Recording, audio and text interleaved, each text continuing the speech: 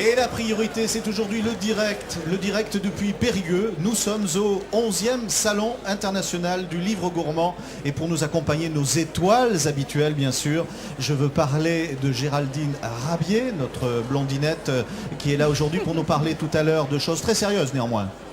Mais avec le sourire. Avec le sourire. Laetitia Vance, j'ai bien prononcé? Oui, très bien. Pour une fois, ça change. Oui. Sandrine Lajusse, en fin d'émission, j'ai bien prononcé aussi? Oui, c'est parfait. Et puis, mesdames et messieurs, et là c'est formidable, et vous allez le faire sous vos applaudissements, le premier étoilé de ce week-end qui est avec nous, c'est le parrain de ce salon, monsieur Jacques Ledivellec. Et on peut l'applaudir, je crois, dans le public. Merci Jacques Ledivellec d'être avec nous.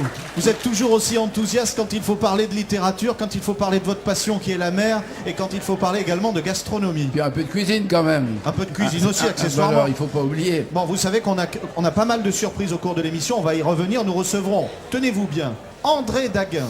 Nous recevrons le chef étoilé québécois Normand Laprise. Et nous irons également du côté du Festival du film de Sarlat. Alors là, un programme incroyable. Nicole Garcia, Gérard Lanvin et bien sûr Isabelle Hirsch qui nous parlera de tout ça. On est ensemble pendant 1 heure sur l'antenne de France 3 et pour aller tout de suite prendre la température au cœur de ce salon, nous allons rejoindre celui qui chaque semaine décrypte la littérature et là, quand on lui parle de littérature gourmande, en bon auvergnat qu'il est, Jean-François Boulagnon se laisse tout de suite convaincre. Oui Thierry, en plus j'ai peu de temps pour vous parler. Imaginez, je suis au paradis des gourmands, il y a des milliers de livres autour de moi. Là je suis à côté du stand des éditions québécoises des invités de l'émission. Regardez, j'étais en train de regarder la Bible des boulettes, plus de 500 recettes au niveau mondial.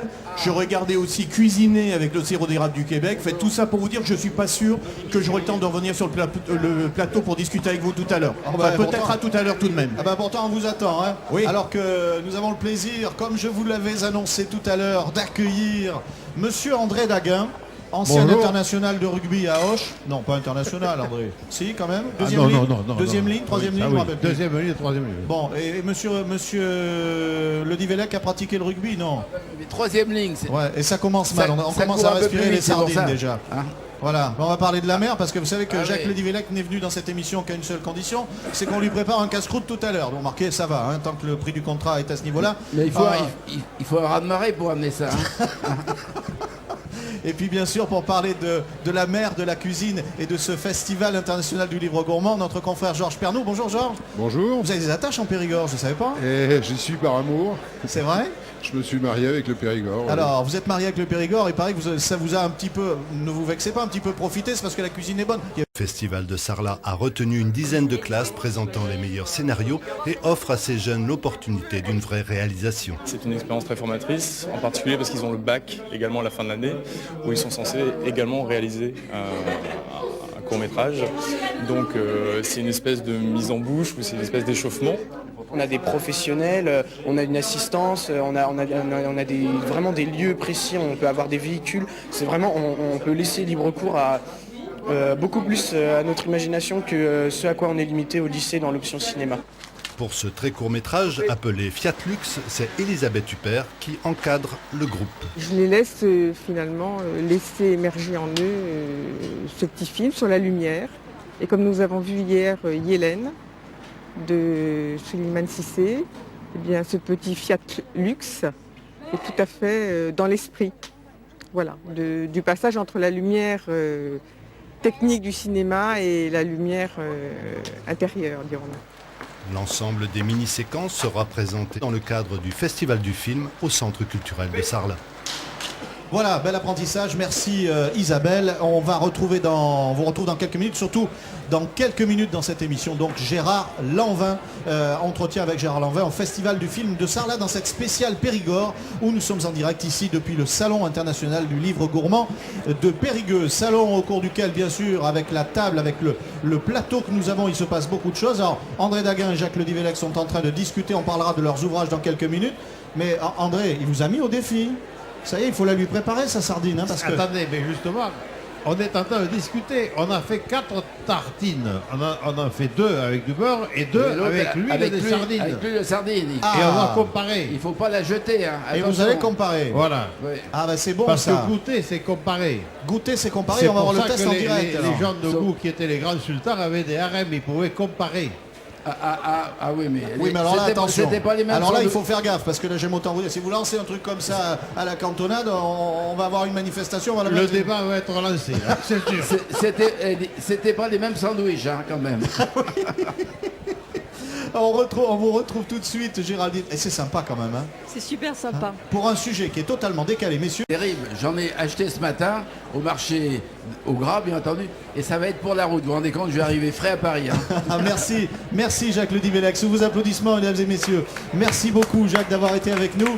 Et nous accueillons Jean-François Boulagnon. Jean-François, on enchaîne avec la littérature. Et puis, mais c'est pas encore les fêtes de Noël, Jean-François.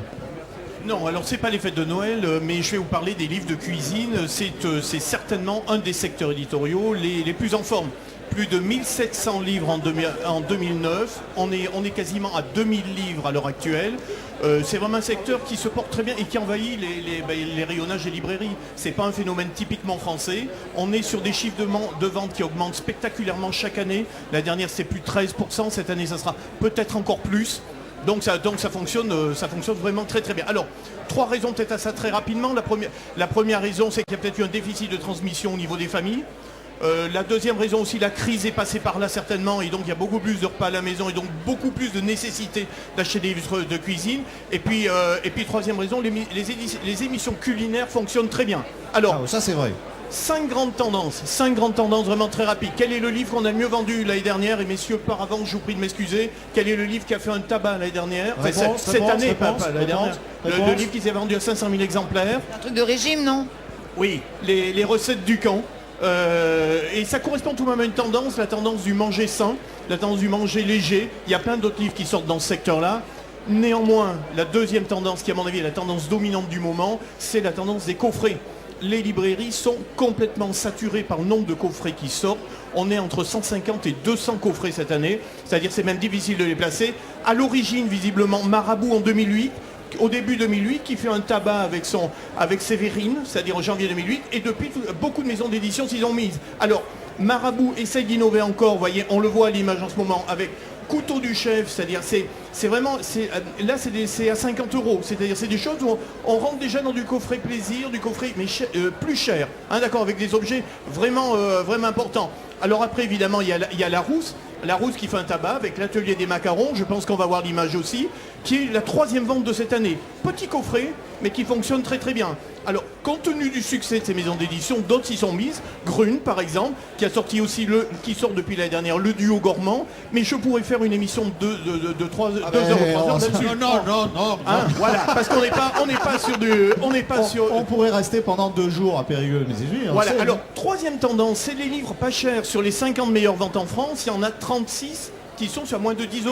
D'accord? Donc ça, c'est une tendance importante. 4e tendance, et vous en êtes le représentant, c'est les livres de grands chefs qui continuent à bien fonctionner. Flammarion ressort son Paul Bocuse il y a quelques années. Et on peut en parler, Jean-François, rapido. Mais j'avais prévu d'en parler parce qu'un canard de Daguin qui pour moi est un des livres les plus originaux de la rentrée, d'une édition bordelaise sud-ouest, et qui fonctionne très bien avec d'un côté le père, c'est 80% de viande, 20% de légumes. De l'autre, le fils, c'est 80% de légumes, 20% de viande. Et c'est dans ce dialogue qu'on a un livre qui, à mon avis, est formidable. Voilà. Dernière tendance, et qui est une tendance qui va vous rassurer Thierry, vous connaissant, c'est le goût du sucré. On est toujours sur du sucré. Et les livres, là on voit les éditions Romain Page qui proposent l'atelier du chocolat, mais j'aurais pu vous proposer encore plein d'autres choses parmi ce que j'ai là. Oui, même si c'est un peu perdu, vous voyez, chez Grune, chez Chêne, j'ai La Durée, et j'en ai plein d'autres. Voilà, donc on est sur un phénomène d'édition. Les éditions Larousse, par exemple, cette année, c'est plus 80% de chiffre d'affaires dans le domaine de l'édition. Eh bien ça, voilà, vous nous avez inondé de chiffres, mais ça c'est normal pour un professeur. Merci pour cette revue, restez avec nous, ça va le... Parce que vous savez, on les fait travailler vite. Hein. Normand, on vous retrouve dans quelques secondes.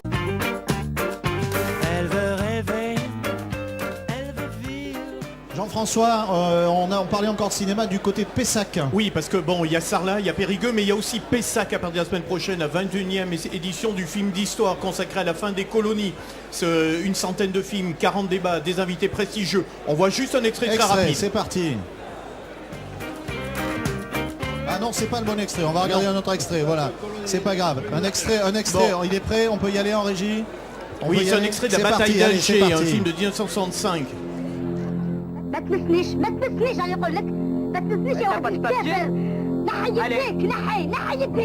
sais pas qu'il faut jamais toucher à une de leurs femmes?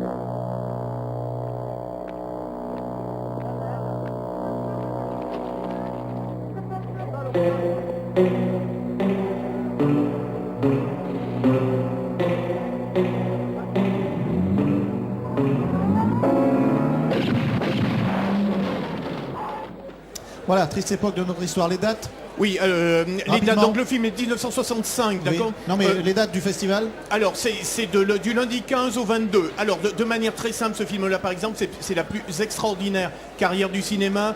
Interdit, je veux dire, parce que film communiste en France pendant très longtemps. Et depuis les années 2000, c'est un film notamment qui est apprécié par l'extrême droite ou aussi par la droite américaine, puisque George Bush avait même fait une projection pour ses généraux au Pentagone. Voilà, merci pour toutes ces infos. On va parler tout de suite, évidemment, puisqu'on est au Salon Gourmand, de quelques bouquins qui sont sortis.